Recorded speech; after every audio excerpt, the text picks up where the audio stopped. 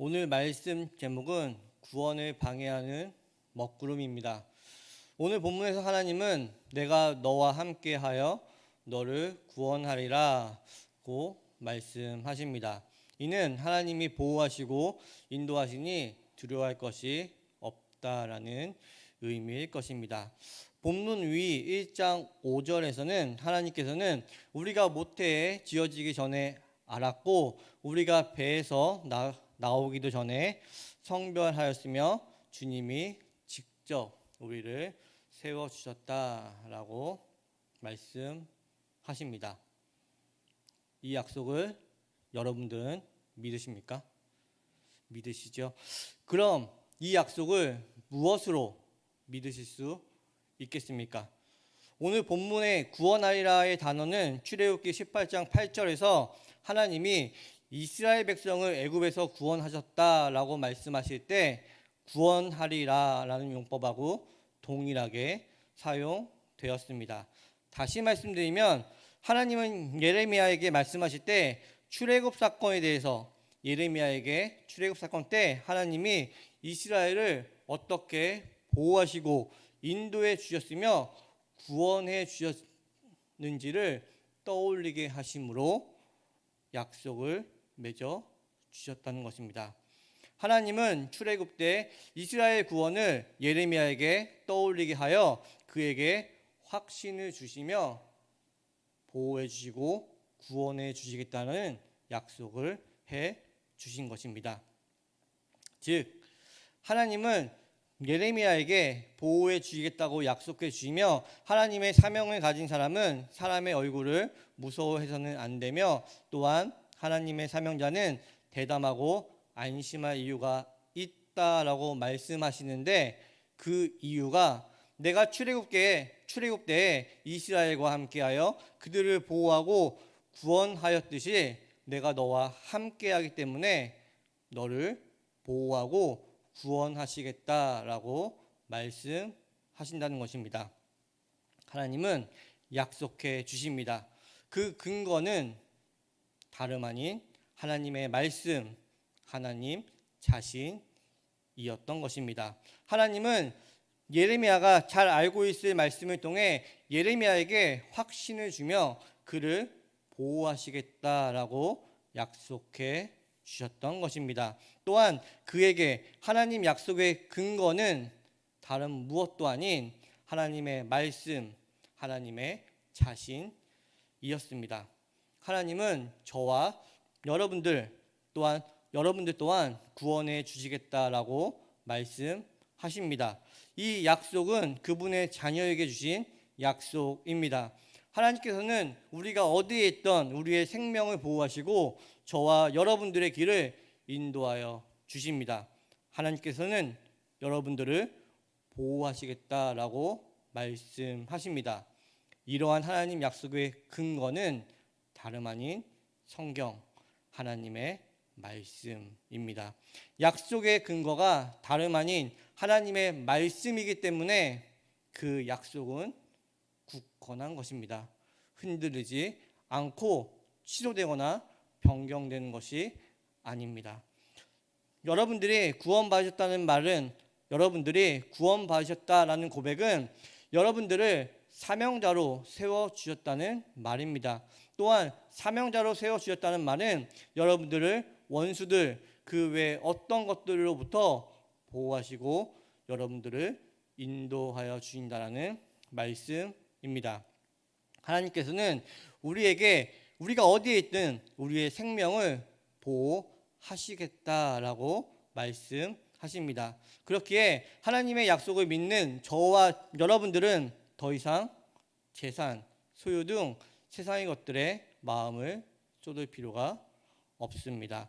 더 나아가 마음을 쏟으면 안 되는 것입니다. 왜냐하면 내가 세상의 것들에 마음을 쏟고 여러 가지 걱정과 상처를 받고 있다라는 것은 즉 세상에서 상처를 받고 있다라는 것은 하나님이 나를 지켜주시고 보호해 주신다는 약속을 온전히 믿지 못하고 있기 때문에 나타나는 현상입니다. 이라는 것입니다. 내가 하나님의 약속을 온전히 믿지 못하다는 것은 내가 성경 하나님의 말씀을 온전히 믿지 못하고 있다는 말씀과 같은 말입니다. 그렇기에 세상의 것들을 내려놓지 못하겠다고 고백하시는 분들이 계시거나 세상의 걱정과 근심으로 또는 상처로 눌려 계신 분이 계시다면 그런 분들에게 이 시간이 하나님의 약속을, 하나님의 말씀을 다시 확인하는 시간 되기를 소망합니다. 하나님의 말씀을 깨닫고 다시 말씀 안에서 삶을 살겠다고 다짐하는 오늘이 되기를 바랍니다. 우리에게 말씀이 들려 이제는 머리로 말씀을 이해하는 것이 아닌 전 인격체가 말씀을 이해하고 깨닫게 되면 하나님의 약속은 여러분들의 삶에서 실제가 되어집니다. 또한 실제가 된 하나님의 약속은 여러분들이 놓지 못하고 걱정하고 있는 여러 가지 문제들을 자연스럽게 풀어나가는 열쇠가 될 것입니다. 한 걸음 더 나아가 하나님의 약속에 확신이 서 있고 삶에서 하나님의 말씀이 실제가 된 우리에게는 예수님의 말씀처럼 세상과 다른 사람에게 공정하게 대우받는 것에 신경 쓰지 않게 됩니다. 아니, 신경 쓸 필요가 없습니다. 가만히 생각해 보면 내가 세상에서 공정한 대우를 받아야 한다고 생각하거나 공정한 대우를 받지 못해서 억울하다라고 말하는 것은 한편으로 하나님의 보호하심과 인도하심에 대한 약속을 온전히 믿지 못하고 있다는 반증이자 하나님의 말씀이 나의 삶에서 실제가 되어 있지 못하고 있음을 보여주고 있는 증거가 되는 것입니다. 그렇게 혹시 세상에서 억울한 일을 당하시거나 공정한 대우를 받지 못하시는 일을 겪으시더라도 세상에서 공의를 구하지 마십시오. 세상의 공의를 구하는 대신 우리는 하나님의 약속을 기억하며 나의 삶에서 말씀의 실제가 되어 있는지를 끊임없이 되돌아보는 시간을 가져야 합니다. 우리들이 약속에 확신이 서고 말씀이 여러분들의 삶에서 실제가 되어 있다면 그 증거로 억울하거나 불공정한 일, 그 외 어떤 일을 당하더라도 여러분들은 삶에서 예수 그리스도만을 바라보며 헌신하는 모습으로 나아갈 수 있어야 됩니다. 왜냐하면 우리 주님이 계속 꾸준하게 내가 너에게 하라고 한 것을 하라고 말씀하고 계시기 때문입니다. 또한 우리 주님은 내가 내 생명을 보호하리라고 말씀하시고 만일 내가 스스로 자신을 보호하려고 하면 너는 나의 구원을 받을 수 없다라고 말씀하시기 때문에 우리는 삶에서 억울한 일, 불공정한 일을 당하더라도 예수 그리스도만을 바라보며 헌신하는 모습으로 나아가야만 하는 것입니다. 우리 예수님은 누가복음 9장에서 예루살렘을 향하는 길에 사마리아 땅을 들리시겠다라고 말씀하시며 그 소식을 사마리아에 알리십니다. 근데 그때 예수님이 사마리아 땅을 들리겠다는 소식을 들은 사마리아인들은 예수님을 환영하지 않습니다. 우리 주님은 구원해 주시기 위해 이 땅에 오셨습니다. 사마리아인들은 예수님이 오시겠다는 그 소식을 듣고 예수님을 환영해야 마땅했습니다. 그러나 그들은 예수님을 부당하게 대우합니다. 이때 이를 본 제자들은 화를 내며 하늘에서 불을 내려 그들을 태워 멸해달라고 예수님께 명령해달라고 요청합니다.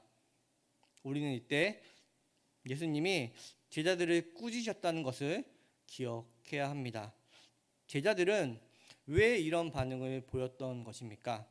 그들은 예수님이 이 땅에 오신 진정한 이유를 알지 못했습니다. 주님은 생명을 주시러 오신 분이십니다. 제자들은 그것을 잊고 단순히 현재 부당한 대우를 받는 것에 분노하며 복수를 하려 했던 것입니다. 즉 말씀 안에서 어떤 행위를 한 것이 아니라 그들의 부당한 대우에 대한 분노를 표출하며 주님께 그들을 멸해달라고 요청했다라는 것입니다. 우리 또한 하나님 말씀 안에서 거하지 않으면 제자들이 범한 잘못을 동일하게 저지를 수밖에 없는 존재라는 것을 기억하시기 바랍니다. 사도 바울은 빌립보서 1장 13절에서 내가 그리스도 안에서 감옥에 갇혔다라고 고백합니다. 즉 그는 감옥에 있는 처참한 환경 가운데서도 이는 그리스도 안에서 계획된 것임을 고백하고 있었습니다. 또한 바울은 빌립보에서 주의 능력을 행하며 귀신을 몰아냈음에도 오히려 사람들에게 모함을 당해서 감옥에 갇히게 됩니다. 이러한 이들을 상식의 근거에서 판단하실 수 있겠습니까? 상식으로 요셉이 궁궐의 감옥에 갇힌 것이 어떻게 축복된 일이 될 수 있겠습니까? 상식으로 판단하면 할수록 우리는 절망에 빠지고 수렁에 빠지게 됩니다.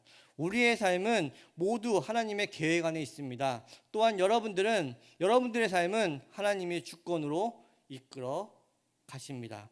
하나님의 말씀 안에서 약속을 붙잡으시기 바랍니다.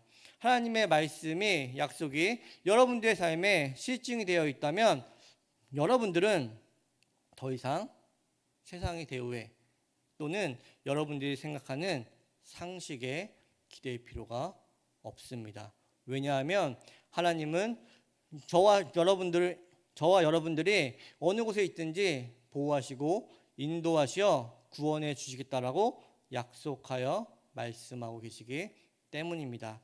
그렇기에 저와 여러분들의 삶이 하나님의 약속 말씀 안에 거할 수 있습니다. 하나님이 약속해 주시고 말씀하셨기 때문에 우리는 거할 수 있게 된 것입니다. 내가 어디에 있던 어떤 상황 가운데 있든 하나님의 약속과 말씀이 나를 붙들어 불평과 걱정이 아닌 예수 그리스도께 헌신하는 삶이 되기를 축복합니다. 이러한 거룩한 그리스도인의 삶이 되기를 주님의 이름으로 축복합니다. 하나님 아버지 감사합니다. 말씀을 주시고 듣게 하시고 깨닫게 하심을 감사합니다. 말씀을 통하여 하나님의 약속을 굳건하게 세우는 오늘이 되게 하여 주시고 하나님의 말씀이 더욱더 알게 되고 깨닫게 되어 우리 세움누리교회 성도인들의 삶에서 말씀이 실제가 되고 다른 무엇이 아닌 말씀이 성도인들의 삶의 기준이 되는 귀한 그리스도인의 삶으로 나아가는 오늘이 되게 하여 주시옵소서. 성도님들의 삶에 여러 가지 불공정한 일, 불합리한 일들이 발생하더라도 그것을 상식으로 판단하여 부당한 대우에 화를 내는 것이 아니라 그러한 불공정한 일까지도 하나님의 계획 안에서 이루어진 일임을 고백하는 신앙인으로 인도하여 주시옵소서. 그러므로 성도님들의 삶이 끊임없이 예수 그리스도께 헌신하는 삶이 되어갈 수 있도록 성령 하나님이 친히 인도하시고 보호하여 주시옵소서. 이 모든 말씀 우리 주 예수님의 이름으로 기도드립니다. 아멘.